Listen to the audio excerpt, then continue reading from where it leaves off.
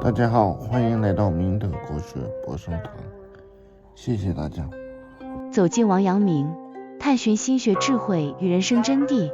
在漫长的中国历史长河中，众多先哲如璀璨星辰，照亮了我们思想的天空。其中，王阳明宛如一颗格外耀眼的巨星，他的人生经历波澜壮阔，他的哲学智慧深邃且富有启迪性，跨越了数百年的时光，至今依然深刻地影响着我们。从今天起，就让我们一同走进王阳明系列，去深入探寻这位圣人的传奇人生，领悟其博大精深的哲学智慧。当提及王阳明时，相信大家或多或少都有所耳闻。有人说，做人当学王阳明，做事当学曾国藩。还有人赞誉道，明旨一地，太祖高皇帝是也；明之一相，张居正是也。那明若一贤，王阳明是也。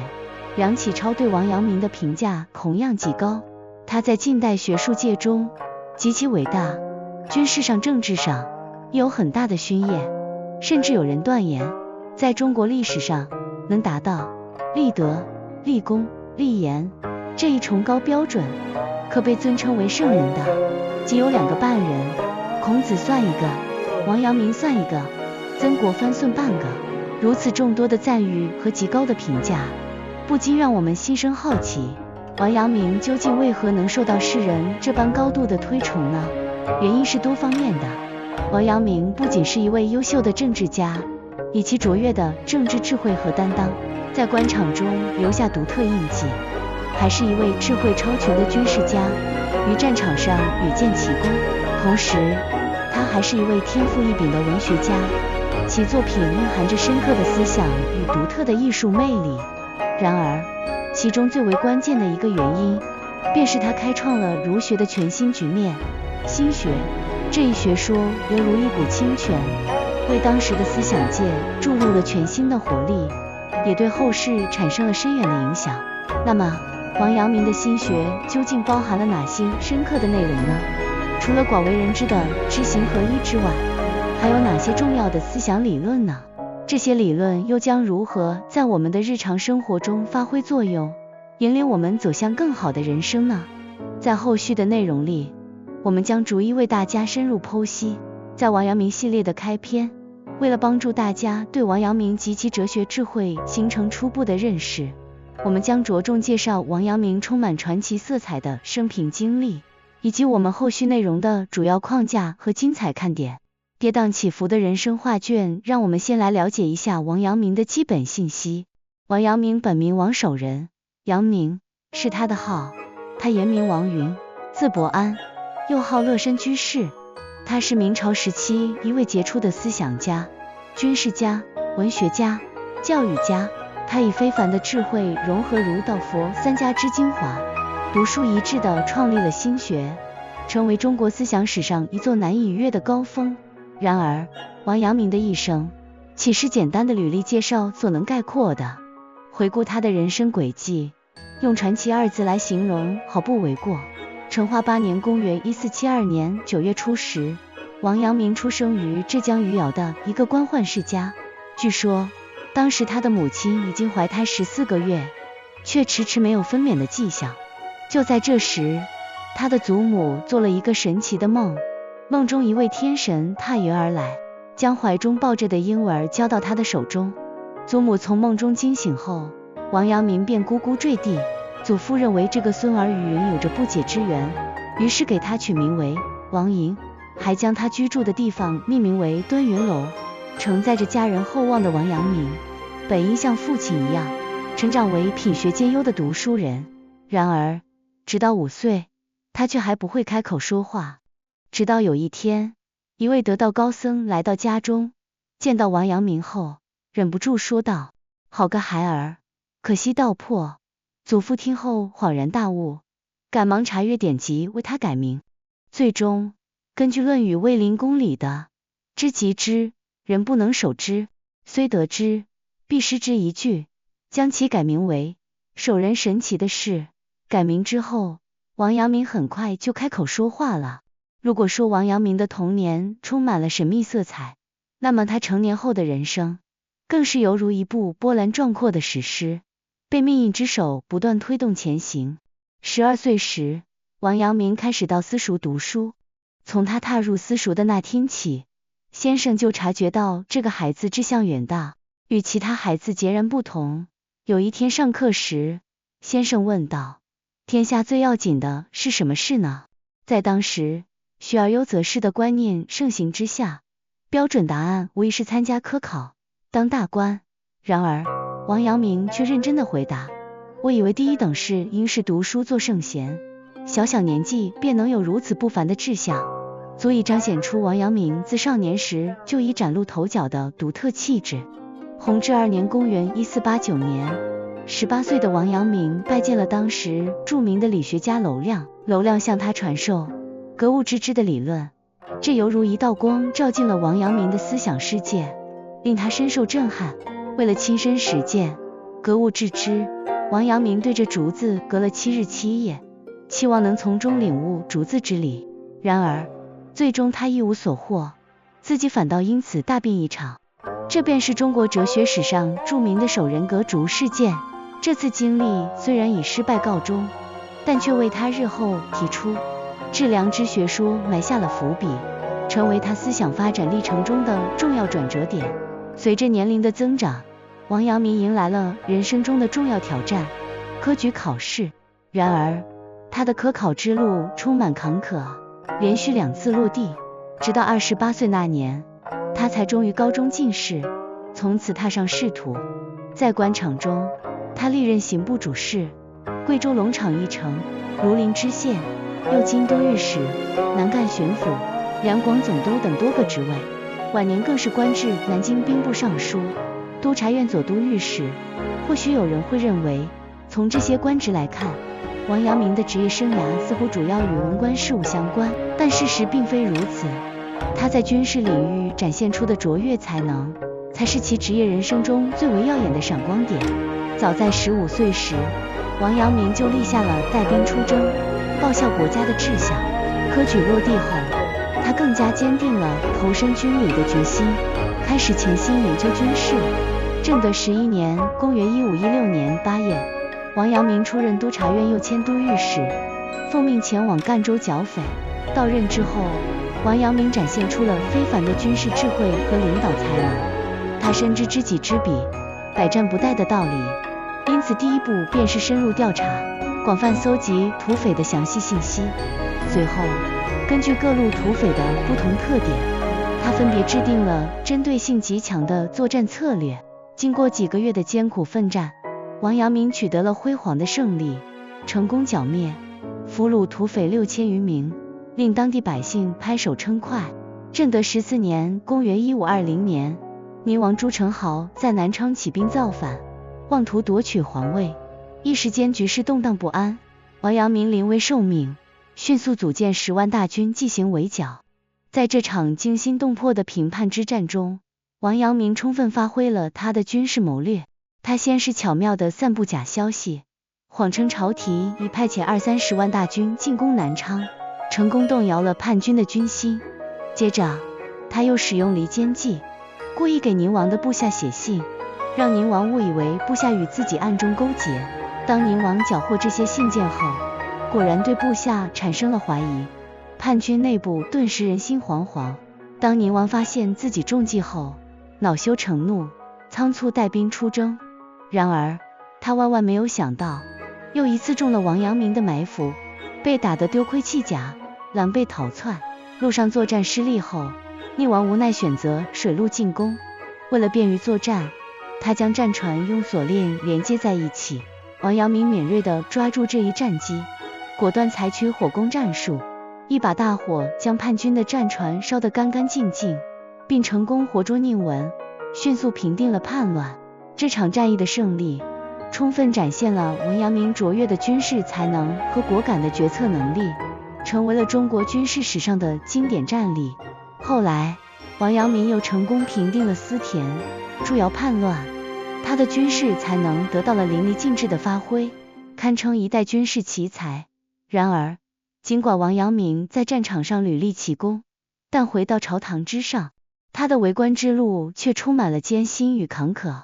明武宗正德元年1506年，王阳明因仗义直言，得罪了把持朝政的宦官刘瑾，被贬至贵州龙场担任驿丞。龙场位于现在贵阳西北70里的修文县，那里的环境极其恶劣，四周皆是荒山野岭，荆棘丛生，毒虫肆虐，瘟疫横行，是人人谈之色变的绝境。而且当地居住的大多是苗族人，王阳明与他们语言不通，连基本的沟通交流都成了难题。然而，正是在这样艰苦卓绝的环境中，王阳明开始了深刻的自我反思和思想探索。他静下心来，回顾自己过往的经历，不断思考人生的真谛和宇宙的奥秘。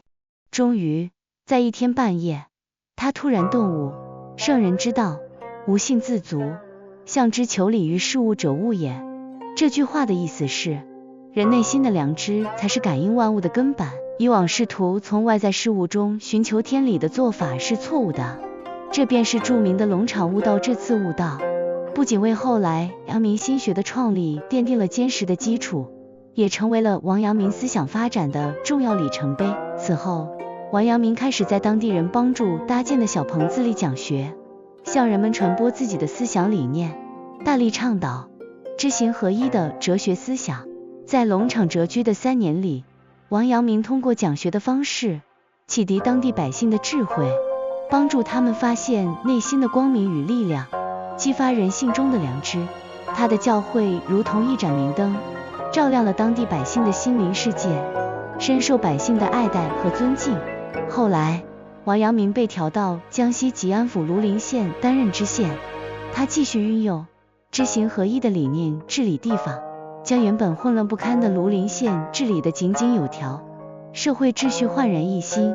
百姓安居乐业。纵观王阳明的仕途生涯，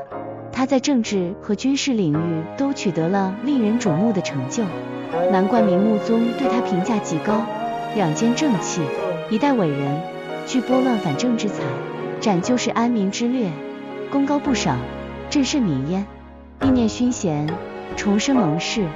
嘉靖7年公元1529年，王阳明因病请求辞官还乡，在归乡途中，他乘坐的小船缓缓前行，而他的生命却逐渐走向了尽头。临终之际，身边的弟子关切地问他还有什么遗言，他平静而坦然地喃喃道：此心光明，亦复何言。随后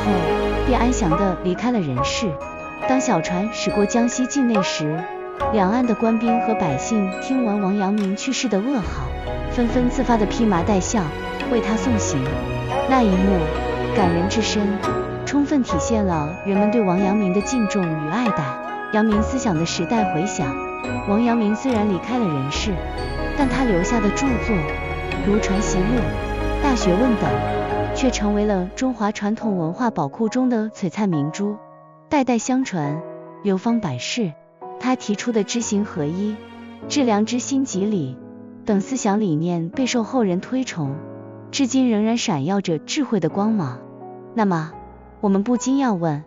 为什么王阳明的思想会受到如此高度的重视呢？他的思想对于我们现代人来说，又究竟意味着什么呢？在王阳明所处的时代，朱熹的存天理、灭人欲理论占据着思想界的主导地位。朱熹强调人们要服从天理，克制并消除私欲、淫欲、贪欲等不正当的欲望。然而，王阳明却有着不同的见解。他认为，天理并非至高无上的存在，人的内心才是一切的根本。基于这种认识，王阳明提出了知行合一、致良知心即理的全新思想体系，倡导人们从内心深处发掘自己的良知良能，充分发挥内心的力量。知行合一，简单来说，就是当我们内心对一件事物的认知是正确的，那么我们的行为也会自然而然的正确。反之，如果内心的认知出现偏差，无论我们如何行动，都难以达到预期的效果。这就如同学生对待学习，如果他从心底认可学习的重要性，就会主动积极地投入学习。反之，如果他内心抵触学习，即便被强制坐在书桌前，也无法真正专注于学习，难以取得理想的成绩。心即理则主张，天理就存在于人的内心之中，人心所具备的善良、诚实等美好品质，便是天理的体现。例如，见父自然之孝，见兄自然之悌，见孺子入井自然之恻隐。意思是，看到父母，我们自然就懂得孝顺；看到兄弟姐妹，自然就知道关爱；看到小孩掉进井里，自然会心生怜悯之情。这些孝顺、关爱和恻隐之心，都是我们内心自然而然产生的善念，也就是天理。正是因为我们内心拥有这种天理，才会在行为上表现出相应的善举。而良知是我们与生俱来的一种内在品质，是内心深处的道德准则。王阳明认为，只要我们以良知为行动的指引，在做任何事情时都遵循良知的呼唤，就不会偏离正确的方向。然而，随着年龄的增长和外界环境的影响，我们的良知容易被各种私欲所蒙蔽。因此，王阳明提出了治良知的理念，即通过不断的学习和实践，将良知推广扩充到万事万物之中，在实际行动中践行良知，克服不断滋生的私欲，从而保持内心的纯净和善良。无论是知行合一心即理，还是治良知，王阳明的思想核心都是引导我们保持本心，以善良、正直的态度去面对生活中的一切，用内心的良知去指导我们的行为。反观当今社会，娱乐至上、金钱至上、功利至上的风气日益盛行。在网络时代，一旦有新闻事件发生，部分网民往往不加思索，盲目跟风，对事件当事人进行无端指责和攻击，即便事后发现自己错了，也毫无愧疚之感。为了吸引眼球、获取利益，一些人不惜突破道德底线，做出各种哗众取宠的行为。在商业领域，为了追求利润最大化，不少商家弄虚作假，生产销售假冒伪劣产品，从偷工减料的建筑工程到以次充好的各类商品，严重损害了消费者的权益。在学术领域，学术造假现象屡禁不止，一些人为了个人名利，违背学术道德，抄袭剽窃他人成果，甚至还有一些人将罪恶之手伸向老弱病残群体，进行诈骗等违法犯罪活动，毫无道德底线可言。这些不良现象的存在，让我们的生活变得愈发复杂和艰难。我们在生活中小心翼翼，时刻担心遭受欺骗或伤害。而王阳明的思想，就如同黑暗中的一盏明灯，为我们提供了一股强大的道德力量，让我们在迷茫中看到希望，在困境中坚守正道。道者，人之所导，使万物不知其所由；德者，人之所得，使万物各得其所欲道，是一种自然规律，也是一种道德准则。人们在遵循道的过程中，往往并未察觉到它的存在，而德则能给我们带来实实在在的收获。当我们按照道德规范去行动时，就能实现内心的追求，获得真正的幸福和满足。道德对于我们每个人来说都至关重要。当我们秉持高尚的道德情操，用自己的良知去感染身边的人，引发他人内心的共鸣，就能够汇聚起一股强大的正能量，推动整个社会朝着更加美好的方向发展。这正是我们学习王阳明思想的初衷，也是他的思想在当今时代依然备受推崇的根本原因。阳明智慧的深度探寻，很多人都听说过王阳明全集或传习录，但真正能够深入研读并领悟其中精髓的人却并不多。这是因为这些著作的内容往往晦涩难懂，深奥复杂，对于普通读者来说，理解起来颇具难度。为了帮助大家系统、全面地了解王阳明的生平事迹和深邃的思想理论，我们精心准备了王阳明系列内容。本系列将以王阳明本人留下的文字全集为依据，涵盖他的哲学著作《传习录》、我来信件各类文章、奏书、诗歌、骚赋等丰富内容。这些珍贵的文字资料犹如一把把钥匙，为我们打开了了解王阳明、学习其思想智慧的大门。就拿《传习录》来说，这部著作堪称王阳明心学的经典之作。全书共分为3卷，上卷系统阐述了知行合一、心即理、心外无理、心外无物、意之所在即是物、格物是诚意的功夫等诸多重要的哲学观点。这些观点构成了阳明心学的理论基石，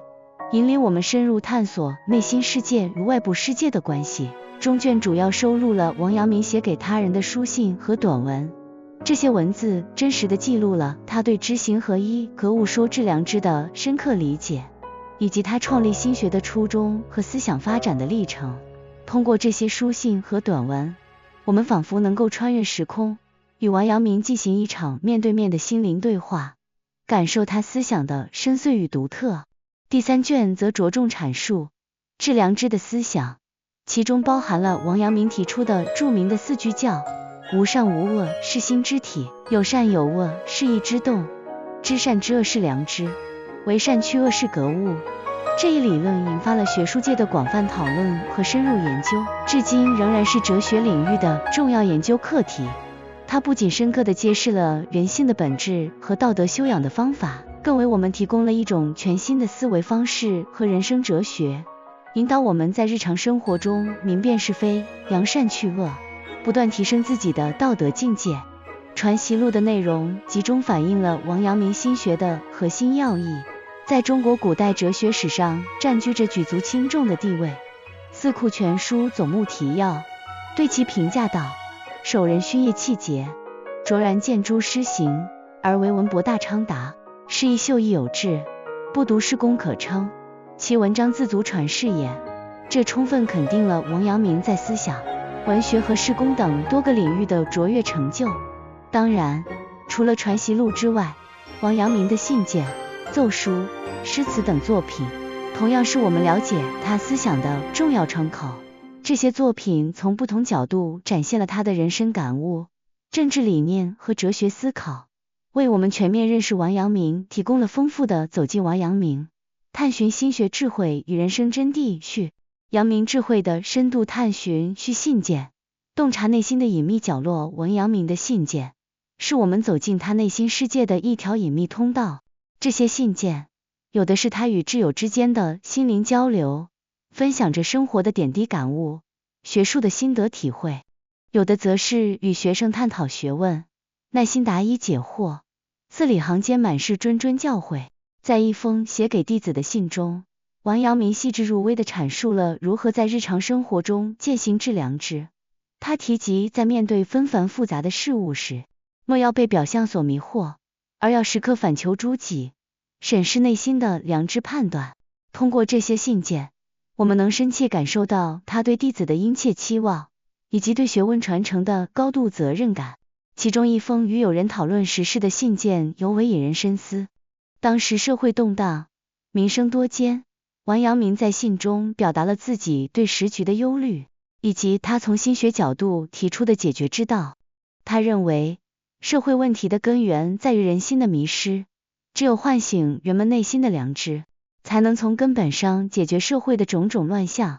这一观点不仅展现了他敏锐的社会洞察力，更体现了心学思想在现实社会中的应用价值。从这些信件中，我们看到的王阳明不再是一个高高在上的思想家，而是一个充满人间烟火气、关心社会、关爱他人的智者。奏书，政治理想与实践的映照。王阳明的奏书是他政治生涯的生动记录，也是其心学思想在政治领域的具体实践。这些奏书内容涵盖了军事战略、地方治理、民生改善等诸多方面，充分展示了他卓越的政治才能和务实的治国理念。在平定宁王之乱后，王阳明呈上的奏书详细汇报了整个评判过程，包括战略部署、战术运用以及对后续局势的分析和建议。他在奏书中强调，战争的胜利不仅仅依赖于军事力量，更在于顺应民心，秉持正义，这正是良知在军事和政治行动中的体现。他提出战后要迅速恢复地方秩序，安抚百姓，重建民生。这些建议都基于他对百姓生活的深切关怀和对社会稳定的深刻理解。在担任地方官员期间，王阳明针对当地的实际问题，如土地兼并、赋税不均等，向朝廷呈交了一系列奏书。他在奏书中直言时弊，提出改革建议，力求减轻百姓负担，促进社会公平。这些奏书反映出他不畏惧权贵，敢于担当的政治品质，以及将心学理念融入政治实践，追求知行合一的努力。通过研究这些奏书，我们可以清晰地看到王阳明如何将心学思想转化为具体的政治行动，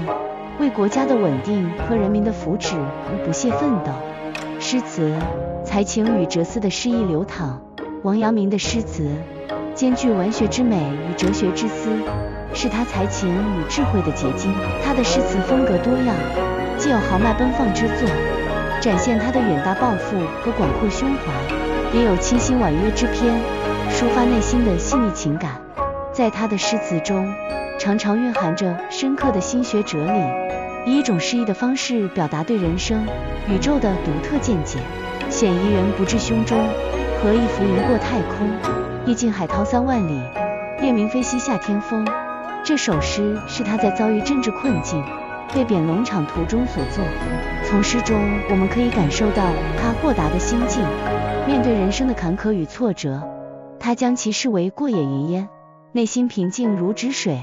这种超脱的境界，正是他心学思想心外无物、心即理的生动体现。在他看来，外界的艰难险阻并不能影响内心的安宁，只要坚守本心，便能在困境中保持从容与淡定。还有一些诗词，如人人自有定盘针，万化根源总在心，却笑从前颠倒见，枝枝叶叶外头寻，以通俗易懂的语言阐述了心即理的思想核心，强调人们内心的良知就是判断是非善恶的标准，无需向外寻求。这些诗词不仅具有艺术欣赏价值，更成为传播心学思想的有力工具，让更多人能够以一种轻松愉悦的方式接触和理解心学的深邃内涵。心学思想在当代社会的多元应用。1. 个人成长与心理健康。在现代社会，人们面临着巨大的生活压力和精神困惑，焦虑、抑郁等心理问题日益普遍。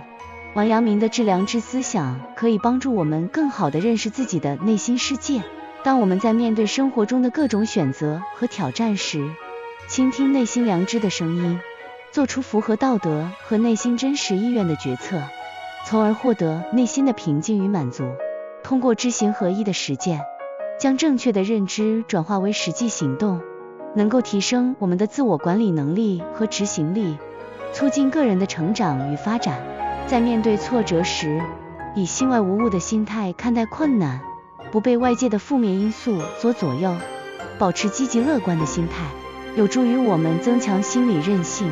更好地应对生活中的种种压力。2. 人际关系与社交智慧。在人际交往中，良知引导我们以真诚、善良的态度对待他人。当我们与他人发生矛盾或冲突时，运用致良知的理念，反思自己的行为和动机，从对方的角度去理解问题，能够化解矛盾，增进彼此的理解与信任。知行合一要求我们在言行上保持一致，做到言出必行，这样才能赢得他人的尊重和认可。在团队合作中，遵循心即理的原则，以共同的目标和价值观为导向，发挥各自的优势，能够提高团队的凝聚力和协作效率。3. 职场发展与领导力培养。对于职场人士来说，王阳明的思想同样具有重要的指导意义。在工作中，明确自己的职业目标和价值观，秉持良知做事，不随波逐流，不被短期利益所诱惑，能够保持职业操守，实现长期的职业发展。知行合一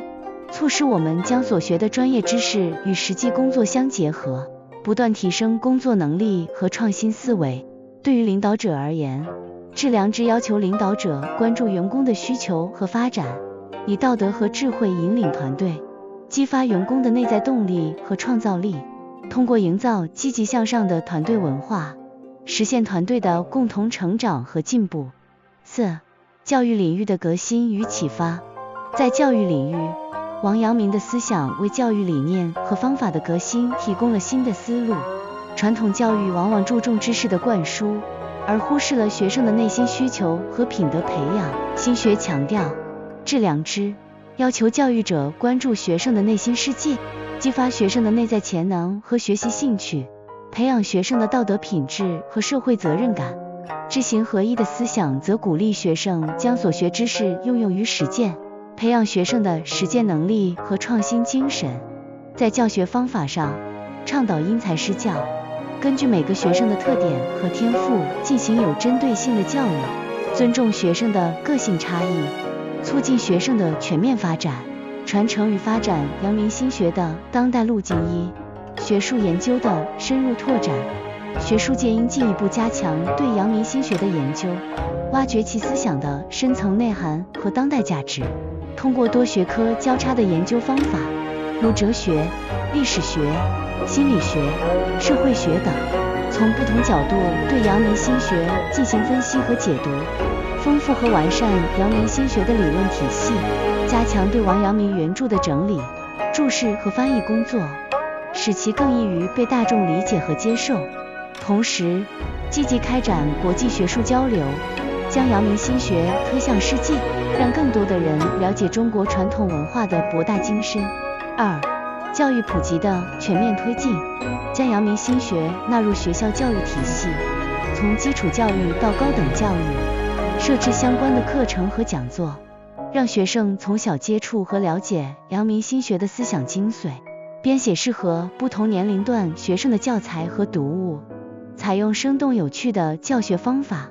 激发学生的学习兴趣。在社会教育方面，利用各种文化机构和平台，如博物馆、图书馆、文化讲座等，开展阳明心学的普及活动，提高公众对阳明心学的认知度和认同感。三、文化产业的创新融合，借助现代文化产业的力量，将阳明心学与影视、文学、动漫、游戏等文化形式相结合，以更加生动形象的方式传播阳明心学，创作以王阳明生平事迹和心学思想为主题的影视作品、小说、动漫作品等，吸引更多的人关注阳明心学，开发与阳明心学相关的文化旅游产品和线路，让游客在实地体验中感受阳明心学的魅力。通过文化产业的创新融合，使阳明心学在当代社会焕发出新的活力。四、社会实践的积极践行，鼓励社会各界人士将阳明心学的思想理念应用于社会实践中。企业可以将阳明心学的管理智慧融入企业文化建设和企业管理中，提升企业的竞争力和社会责任感。社区可以开展以阳明心学为主题的道德建设活动，营造和谐美好的社区氛围。个人可以通过学习和实践阳明心学，提升自身的道德修养和生活品质。通过全社会的共同努力，让阳明心学真正融入人们的日常生活，成为指导人们行为的准则和规范。结语：心学之光，照亮未来之路。回顾王阳明的一生，他以非凡的经历和卓越的智慧，为我们留下了宝贵的精神财富。从充满传奇色彩的童年，到坎坷而辉煌的仕途；从艰苦卓绝的龙场悟道，到创立影响深远的阳明心学，他的每一步都充满了探索与奋斗的精神。他的思想跨越了时空的界限，在当代社会依然具有强大的生命力和指导意义。在当今这个快速发展、充满挑战的时代，我们面临着各种各样的问题和困惑。王阳明的知行合一、致良知、心即理等思想如同一盏盏明灯，照亮我们前行的道路。他们引导我们关注内心世界，坚守道德底线，以积极的行动去追求真理和美好。通过学习和实践阳明心学，我们能够提升自我修养，改善人际关系，更好地应对生活和工作中的各种挑战，实现个人的成长与社会的进步。让我们珍视这份宝贵的文化遗产，深入学习和传承阳明心学的智慧，在学术研究中不断挖掘其深层内涵，在教育普及中让更多的人受益，在文化产业中使其焕发出新的魅力，在社会实践中让它成为我们行动的指南。相信在阳明心学的指引下，我们能够以更加坚定的步伐，走向更加美好的未来，让这颗思想的巨星在人类文明的天空中永远闪耀。走进王阳明，探寻心学智慧与人生真谛序。阳明智慧在当代社会的深度实践案例，个人成长，从迷茫到笃定的蜕变。在现代社会，许多年轻人常常在人生的十字路口陷入迷茫，不知何去何从。小张便是其中之一。大学毕业后，他像一只无头苍蝇般四处求职，频繁更换工作，始终找不到自己的方向，内心充满焦虑和不安。一次偶然的机会，他接触到了王阳明的致良知思想。他开始尝试在每一次面临选择时，静下心来，倾听内心深处的声音。在寻找新工作时，不再仅仅关注薪资待遇和工作环境，而是思考这份工作是否符合自己的价值观，是否能够真正发挥自己的才能和热情。当他面临一份高薪但却违背自己原则的工作邀约时，内心的良知告诉他，不能为了金钱而放弃自己的底线。最终，他拒绝了这份工作，选择了一份虽然薪资不高，但却能让他充满激情投入其中的事业。在工作中，他秉持知行合一的理念，将自己所学的知识积极运用到实践中。遇到困难时，他以心外无物的心态去看待，不被困难所吓倒，而是专注于解决问题本身。渐渐的，他在工作中取得了显著的成绩，获得了领导和同事的认可，自己也变得越来越自信和笃定。小张的故事告诉我们，阳明心学的智慧能够帮助我们在个人成长的道路上找到真正的自我，实现从迷茫到笃定的华丽转身。人际关系，化解矛盾，构建和谐社群。在一个社区中，邻里之间因为停车位的问题产生了激烈的矛盾，双方互不相让，甚至发生了争吵，关系变得十分紧张。社区工作者小李学习了阳明心学后，决定运用致良知的理念来解决这个问题。他分别与双方进行沟通，引导他们反思自己的行为和动机，让他们站在对方的角度去思考，理解对方的难处。同时，小李组织了一次邻里座谈会，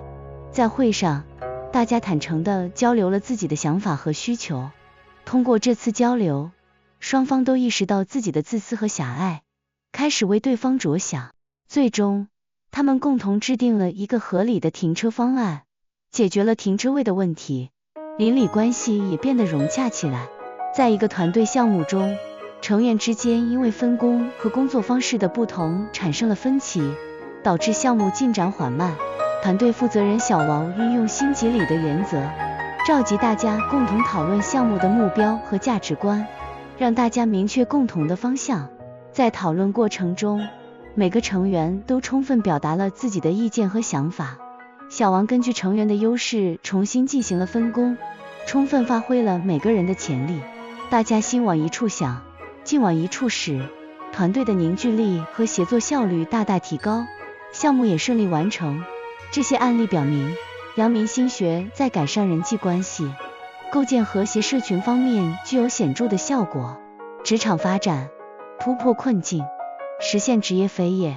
小赵是一名职场新人，初入公司时，面对复杂的工作任务和激烈的竞争，他感到力不从心，甚至产生了辞职的念头。在阅读了王阳明的著作后，他深受启发，他开始明确自己的职业目标，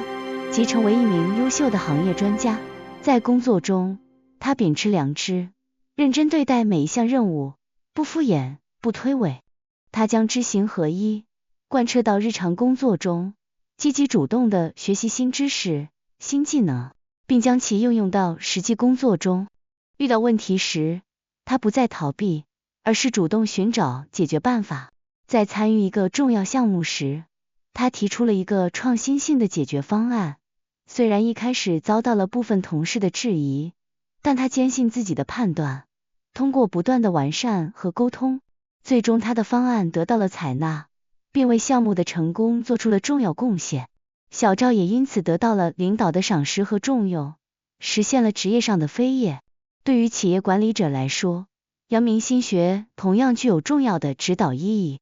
某企业在发展过程中遇到了员工积极性不高、团队凝聚力不强的问题，企业管理者学习阳明心学后，开始关注员工的需求和发展。他定期与员工进行沟通，了解他们的职业规划和困惑，为员工提供培训和晋升机会。同时，他以致良知的理念来引领企业文化建设，倡导诚信、合作、创新的价值观。在他的努力下，企业的氛围变得积极向上，员工的工作积极性和创造力得到了极大的激发，企业也实现了快速发展。教育领域，培养全面发展的新时代人才。某中学在教育教学改革中引入了阳明心学的理念，在课堂教学中，教师们不再单纯地进行知识灌输，而是注重激发学生的内在潜能和学习兴趣。在教授语文课时，教师通过引导学生阅读经典文学作品，让学生自己去感悟作品中的思想情感和人生哲理，培养学生的思考能力和审美情趣。在品德教育方面，学校开展了一系列以致良知为主题的活动，如道德讲堂、志愿服务等。通过这些活动，引导学生树立正确的价值观和道德观，培养学生的社会责任感。在实践教学中，学校积极组织学生参加各种实践活动，如科技创新比赛、社会实践调查等，让学生将所学知识应用到实践中，培养学生的实践能力和创新精神。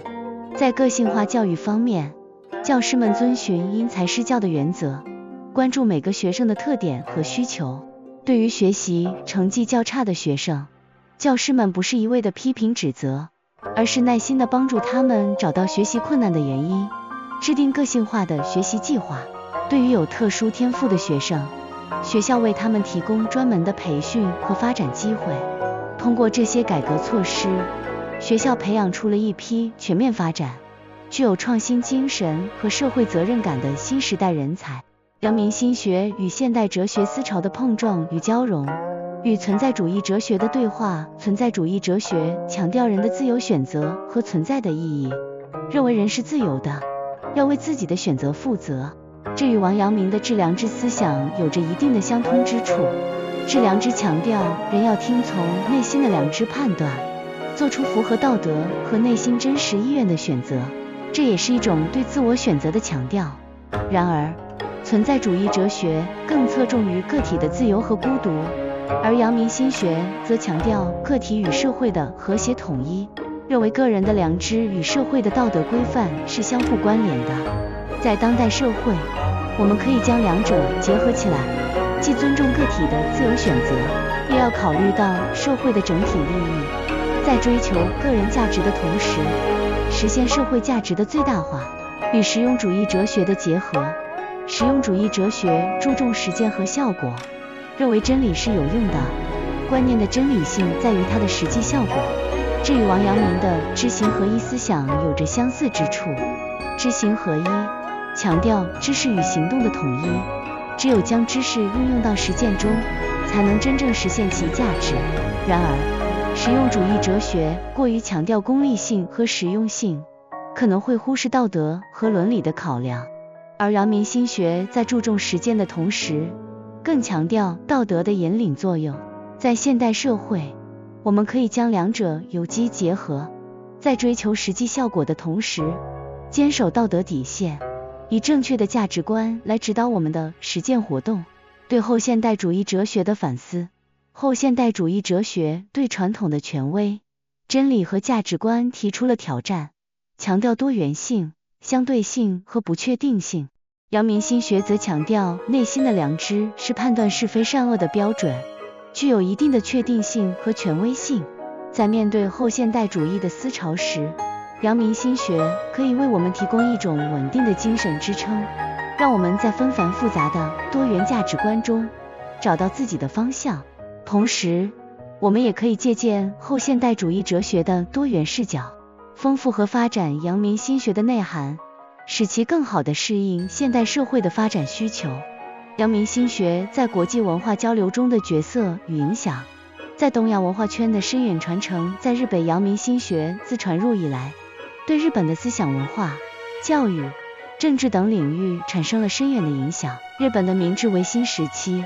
许多思想家和政治家都深受阳明心学的启发，将其作为推动社会变革的思想武器。如西乡隆盛，他将阳明心学的知行合一理念应用到实践中，积极参与倒幕运动和明治维新，为日本的现代化进程做出了重要贡献。在日本的教育领域，阳明心学的思想被广泛融入到学校教育和家庭教育中，培养学生的道德品质和自主精神。在韩国，阳明心学同样受到了高度的重视。韩国的学者们对阳明心学进行了深入的研究和阐释，将其与韩国的传统文化相结合，形成了具有韩国特色的阳明学。在韩国的社会生活中，阳明心学的思想观念，如致良知、知行合一等，也深入人心，成为人们道德行为的准则和规范。在西方世界的逐渐传播与接受，近年来，随着全球化的发展和中国文化的国际影响力不断提升，阳明心学已逐渐走进了西方人的视野。西方的一些哲学家、学者开始关注阳明心学，对其进行研究和翻译。他们发现，阳明心学的思想与西方的哲学思想有着许多相通之处，如对人性的关注、对道德和伦理的思考等。在西方的一些大学中，开设了关于阳明心学的课程和讲座，吸引了众多学生和学者的关注。一些西方的企业管理者也开始将阳明心学的管理智慧应用到企业管理中，取得了良好的效果。阳明心学在西方世界的传播，不仅丰富了西方的思想文化宝库，也为东西方文化的交流与融合搭建了一座新的桥梁，成为国际文化交流的重要纽带。阳明心学作为中国传统文化的瑰宝，已经成为国际文化交流的重要纽带。通过举办国际阳明学研讨会、文化交流活动等形式，来自不同国家和地区的学者、文化爱好者们汇聚一堂，共同探讨阳明心学的内涵和价值。在这些交流活动中，不仅增进了各国人民对中国传统文化的了解和认识，也促进了不同文化之间的相互学习和借鉴。阳明心学的思想理念，如良知、仁爱、和谐等，具有普世价值，能够引起不同文化背景人们的共鸣。在当今世界，面临着诸多全球性问题，如环境问题、社会冲突、道德危机等。阳明心学的智慧可以为解决这些问题提供新的思路和方法，为构建人类命运共同体贡献中国智慧和力量。展望阳明心学的未来发展前景，学术研究的新突破，随着科技的不断进步和研究方法的不断创新，未来对阳明心学的学术研究有望取得新的突破。借助大数据、人工智能等技术手段，我们可以对王阳明的著作和思想进行更全面、深入的分析和挖掘。通过建立阳明心学的数据库，整合相关的研究资料和成果，为学者们的研究提供便利。同时，跨学科研究将进一步深入，阳明心学将与神经科学、认知心理学等学科相结合，从科学的角度揭示其对人类心理和行为的影响机制。在教育领域的全面深化，未来阳明心学在教育领域的应用将更加全面和深化，从学前教育到高等教育，从学校教育到社会教育，阳明心学的思想将贯穿始终。在课程设置方面，将开发更多与阳明心学相关的教本课程和特色课程，如阳明心学与品德教育、阳明心学与创新思维培养等。在教学方法上，将更加注重体验式教学、项目式学习等，让学生在实践中感悟阳明心学的智慧。同时，将加强教师的培训，提高教师对阳明心学的理解和应用能力，培养一批具有阳明心学素养的优秀教师。在文化产业的蓬勃发展，随着人们对文化产品需求的不断增加，阳明心学在文化产业领域将迎来蓬勃发展的机遇。未来将涌现出更多以阳明心学为主题的影视作品、文学作品、动漫、游戏等。这些文化产品将以更加生动、有趣的形式展现阳明心学的魅力，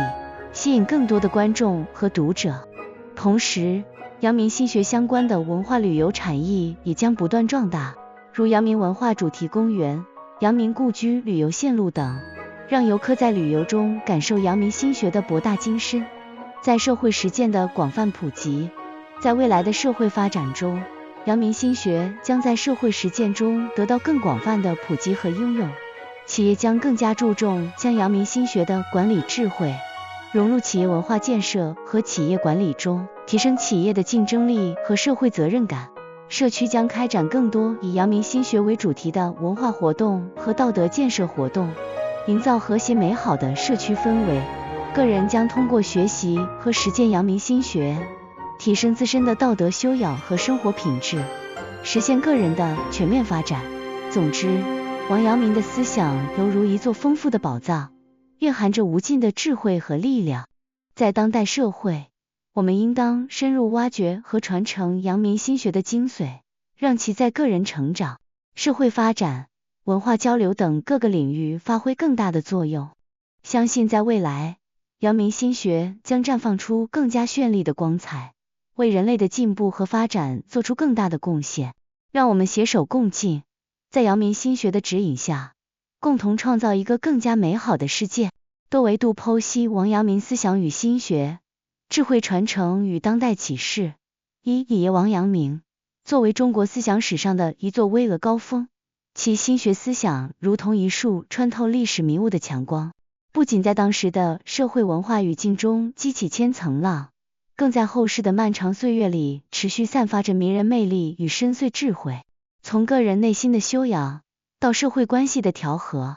从学术理论的构建到文化传播的影响，王阳明思想与心学展现出全方位、多层次的价值与意义。在当今时代，重新审视和深入挖掘王阳明思想与心学，对于个人的精神成长、社会的和谐发展以及文化的传承创新，都具有不可估量的重要作用。二、哲学思想维度，心学体系的构建与内涵。一、心即理。心学基石王阳明提出的心即理打破了程朱理学向外求理的传统认知模式。在他看来，天理并非存在于外部的事物和繁琐的礼仪规范之中，而是深深扎根于每个人的内心。他说，心外无物，心外无事，心外无理，心外无义，心外无善。这一观点强调了内心的道德自觉和主观能动性。例如，在日常生活中，面对尊老爱幼这一道德准则，不是因为外在的社会规范要求我们去做，而是我们内心的良知本能地告诉我们这是正确的行为。这种思想赋予了个体在道德判断和行为选择上的自主性，让人们从对外部权威的依赖中解脱出来，回归到对内心的深度探寻。二、致良知。道德实践的核心致良知，是王阳明心学的道德实践论。良知被王阳明视为一种与生俱来的道德本能和判断是非善恶的能力。他认为人人皆有良知，就像孟子所说的，人皆有不忍人之心，而致良知就是要将这种内在的良知推广到日常生活的每一个行为和决策中。比如，当我们面临利益诱惑时，良知会提醒我们坚守道德底线，不被欲望所左右。通过不断的致良知，人们能够不断提升自己的道德境界，实现人格的完善。这一思想为人们提供了一种切实可行的道德修行路径，无论处于何种社会阶层和生活环境，都可以通过反求诸己，发掘和践行内心的良知。三、知行合一。理论与实践的统一知行合一，是王阳明心学中最具影响力的观点之一。他强调知与行的不可分割性，不是简单的先有知而后有行，而是知中有行，行中有知，二者是一个有机的整体。比如，知道孝顺父母是一种道德认知，但只有在日常生活中通过关心父母、陪伴父母等实际行动表现出来，才真正实现了知行合一。如果仅仅停留在口头上说要孝顺，而没有实际行动，那就是知行脱节。知行合一纠正了传统学术中知与行分离的弊端，鼓励人们将所学所思转化为实际行动，在实践中深化对知识和道德的理解。3. 个人成长维度，心学对自我修养的引导。一、自我认知与定位。在现代社会，人们常常在物欲的洪流和外界的喧嚣中迷失自我。王阳明心学强调回归内心，通过致良知的过程，帮助人们清晰地认识自己的本性和内在的道德准则。当我们面临人生选择时，如职业方向的抉择、人际关系的处理，静下心来倾听内心良知的声音，能让我们做出更符合自身价值观和长远发展的决定。就像小张在职业选择中，摒弃了单纯对高薪的追求，遵循内心对工作热情和价值的判断，最终找到了真正适合自己的事业方向，实现了从迷茫到笃定的转变。2. 应对挫折与困境。生活中挫折和困境无处不在，而王阳明心学为我们提供了强大的精神支撑。他在被贬农场的困境中，以心外无物的心境超脱了恶劣环境带来的苦难，实现了农场悟道。当我们遭遇失败、困难时，学习王阳明这种心态，不被外界的挫折所动摇内心的安宁，专注于解决问题本身，将挫折视为成长的磨砺时，这种心态能增强我们的心理韧性，使我们在面对生活的风风雨雨时，保持积极乐观的态度，不断砥砺前行。3. 道德修养的提升。道德修养是个人成长的重要组成部分。王阳明心学的致良知和知行合一理念，为道德修养提供了具体的方法和路径。通过不断反思自己的行为，时刻以良知为准则，将道德认知转化为实际行动，我们能够逐渐提升自己的道德水平，在日常生活中做到诚实守信、关爱他人，从点滴小事做起，践行道德准则，成为一个品德高尚的人。4. 社会关系维度。心学在人际交往与社群建设中的价值。1. 和谐人际关系的构建。在人际交往中，良知是构建和谐关系的基石。当我们与他人发生矛盾或冲突时，运用致良知的理念，反思自己的行为动机，从对方的角度去理解问题，能够化解矛盾，增进彼此的理解与信任。就像社区邻里因停车位产生矛盾，社区工作者小李引导双方反思，站在对方角度思考，最终通过坦诚交流解决了问题，使邻里关系融洽。在团队合作中，遵循心即理的原则，以共同的目标和价值观为导向，充分发挥每个人的优势，能够提高团队的凝聚力和协作效率，实现共同的目标。2. 社会道德风尚的引领。王阳明心学强调道德的内在性和自觉性，这种思想如果在社会中广泛传播和践行，能够引领积极向上的社会道德风尚。当更多的人以良知为指引，在社会生活中坚守道德底线，如在商业活动中诚实守信，在公共事务中积极担当，整个社会的道德水平将得到显著提升，形成良好的社会风气。3. 促进社会公平与正义。从王阳明的奏书中可以看出，他关注社会现实，致力于解决社会问题，追求社会公平与正义。在当代社会，我们可以借鉴他的这种精神，将心学思想融入到社会治理和公共政策的制定中。例如，在解决社会贫富差距、资源分配不均等问题时，秉持良知，从公平公正的角度出发，制定合理的政策，促进社会的公平与正义，让社会发展的成果惠及全体人民。5. 教育维度。心学对现代教育理念与方法的革新。1. 激发学生的内在潜能。传统教育往往侧重于知识的灌输，而忽视了学生内在潜能的激发。王阳明心学强调关注学生的内心世界，认为每个学生都有内在的良知和无限的潜能。在教育过程中，教师应该像引导学生感悟经典文学作品中的思想情感一样，启发学生自主思考，挖掘他们的兴趣和天赋，让学生在自我探索中发现自己的优势和潜力，培养独立思考和创新能力。2. 培养学生的品德与价值观。品德教育是教育的重要目标之一。王阳明心学以致良知为核心，为品德教育提供了丰富的思想资源。通过开展以致良知为主题的活动，如道德讲堂、志愿服务等，引导学生树立正确的价值观和道德观，培养学生的社会责任感和道德实践能力，使学生不仅具备丰富的知识，更拥有高尚的品德。3. 因材施教的教育方法。王阳明心学尊重个体差异，这与因材施教的教育方法高度契合。每个学生都有自己独特的学习方式和发展节奏，教师应该关注学生的特点和需求，制定个性化的教育方案。对于学习成绩较差的学生，耐心帮助他们找到学习困难的原因，提供针对性的指导。对于有特殊天赋的学生，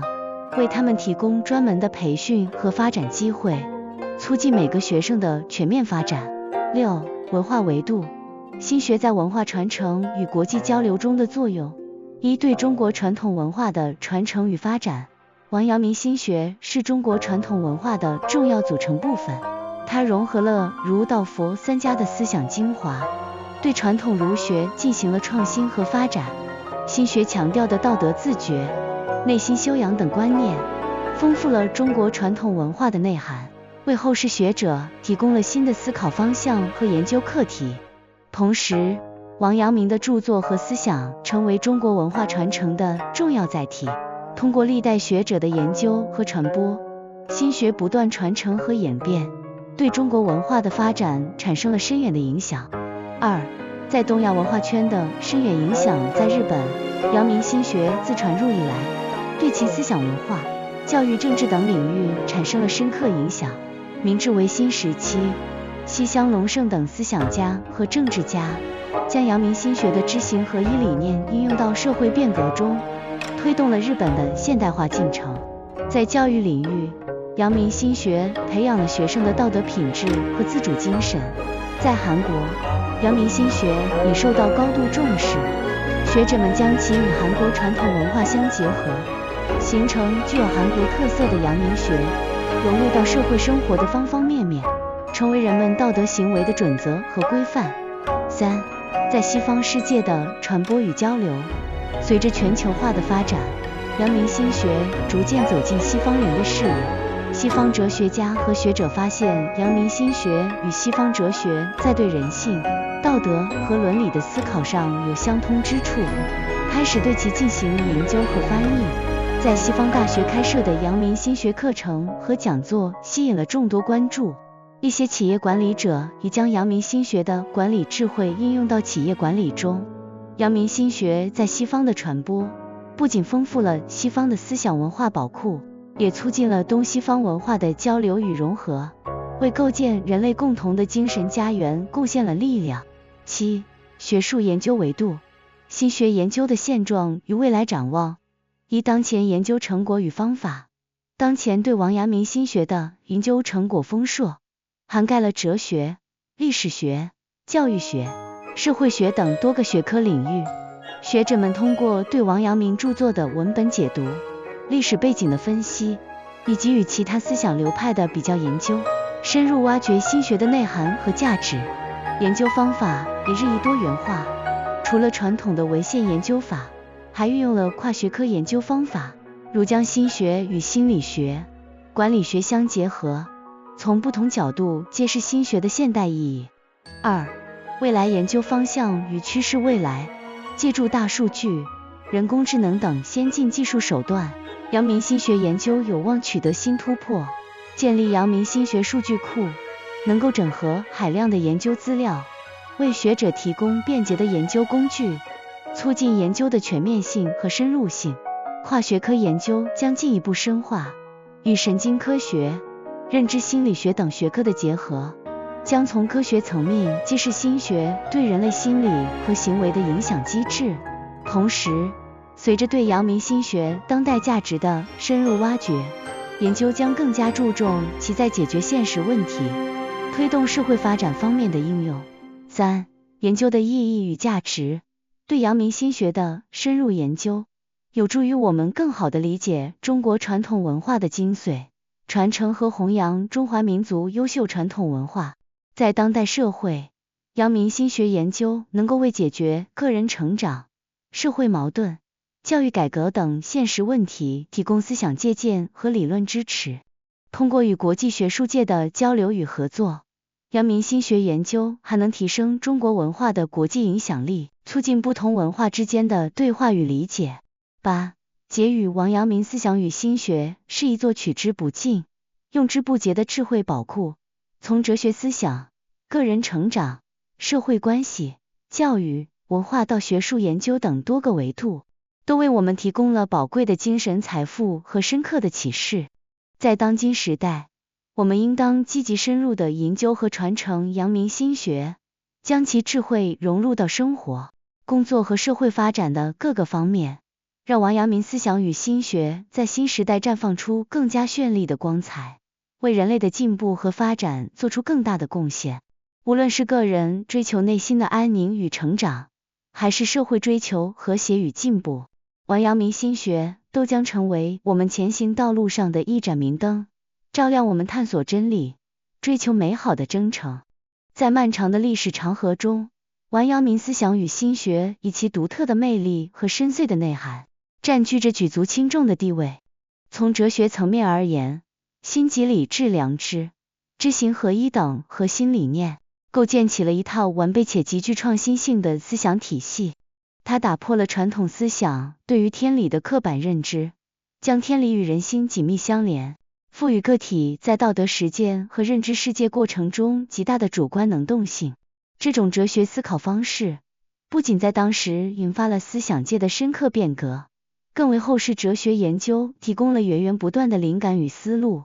促使学者们不断探索人类内心世界与外部世界的关系，以及道德、知识与行为之间的内在联系。在个人成长的道路上，王阳明心学宛如一位智慧的导师，给予我们无尽的指引。当我们身处迷茫与困惑之中，心学倡导的回归内心，倾听良知的声音，帮助我们拨开迷雾，明确自身的价值与方向。就像那些在职业选择、人生困境中挣扎的人们，通过领悟致良知和知行合一，重新审视自己的行为与追求，从而实现从迷茫到坚定的蜕变，收获内心的安宁与成长。它教会我们以豁达的心态面对挫折，不被外界的困境所左右，将困难视为磨砺自我的契机，不断提升自己的精神境界和应对生活的能力。在社会关系的构建与维护方面，王阳明心学同样发挥着积极且重要的作用。他强调以良知为基石，在人际交往中学会换位思考，理解和包容他人，有效化解矛盾冲突，促进人际关系的和谐。在团队合作与社会治理中，遵循心学所倡导的共同目标和价值观导向，能够充分激发每个人的潜力，提升团队的凝聚力和协作效率，继而推动整个社会朝着公平、正义、和谐的方向发展。无论是邻里之间的琐事纠纷，还是社会层面的矛盾问题，心学的智慧都能为解决之道提供有益的参考。于教育领域，王阳明心学带来了全新的理念和方法。他注重激发学生的内在潜能，尊重每个学生的独特性，倡导因材施教，让教育回归到对人的本质关怀。通过引导学生自主思考，感悟经典，培养他们的思考能力、审美情趣和社会责任感，使学生不仅能获取知识，更能实现全面发展，成为有品德、有智慧、有担当的新时代人才。从文化传承与交流的角度来看，王阳明心学作为中国传统文化的瑰宝，在国内传承千年，不断丰富和发展着中华文化的内涵。在国际上，它在东亚文化圈影响深远，成为日本、韩国等国家思想文化发展的重要养分。在西方世界，也逐渐引发关注与研究，为东西方文化的交流搭建起一座独特的桥梁，促进了不同文化之间的相互理解与融合。在学术研究领域，对王阳明心学的研究持续深入，成果斐然。未来，随着科技的进步和研究方法的创新，我们有理由相信，对其思想的挖掘将更加全面，深入为解决当代社会的各种问题提供更多的理论支持。综上所述，王阳明思想与心学跨越时空，历久弥新。它不仅属于历史，更属于当下和未来。让我们紧紧握住这把智慧的钥匙语，开启通往美好生活与和谐社会的大门。在传承与发展阳明心学的道路上，我们每个人都是行者，肩负着让这一伟大思想在新时代熠熠生辉的使命。让我们携手共进，以阳明心学为指引，不断探索真理，追求美好，为构建一个更加美好的人类命运共同体贡献力量。让王阳明心学的光芒照亮人类文明前行的每一步。让我们以实际行动响应号召，组织阳明心学读书分享会、社区实践活动，让阳明心学智慧融入日常，凝聚力量，共建美好未来。在这些分享会与实践活动里，大家围坐一处，畅谈对知行合一的体悟，交流如何在柴米油盐中致良知社区里，邻里纠纷因心学的智慧迎刃而解。职场中，团队协作借心学理念愈发高效。未来，我们还将开展线上线下联动课程，编写心学普及读本，让阳明心学跨越年龄、地域界限，走进千家万户，成为人人皆可汲取的精神源泉，绽放永恒魅力。